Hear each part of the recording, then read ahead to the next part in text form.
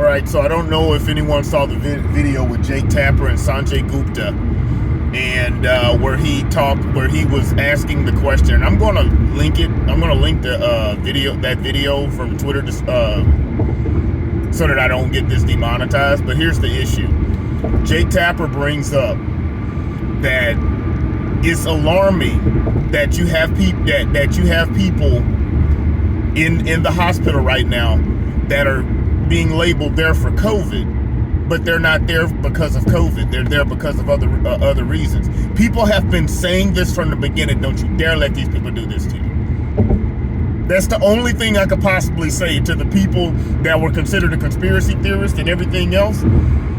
Don't you dare let these people do this, because that's exactly what they're about to do. They're about to pivot off of it and then just do it. Really, if this was like wrestling, this is like a reversal. This is, if this was the game Final Fantasy, this is like equipping that thing where that whatever that relic is or something, where you get hit and then all of a sudden, if you get hit, then you return the counter strike automatically. That's exactly, they're reversing this crap on you. And then acting like this is all new, that this is all great new, this is new news here. This is hot off the presses. When blue collar, just regular old everyday folks like me were yelled at, and others were yelled at and said, "You're not an expert." When we were saying this back in, what was that, somebody in Florida? When the person in Florida, what was it, the guy that died in a motorcycle accident, and it was counted as a COVID death? You remember where everyone talked about that? Everyone was talking about that and saying, well, wait a minute, this isn't adding up. And you know what?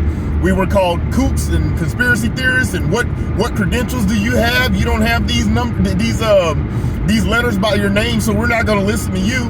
Now all of a sudden, you have a bunch of people that are getting the narratives turned around on them, and you know what they're going to say? Well, that was because we didn't have the information back then. Shut up.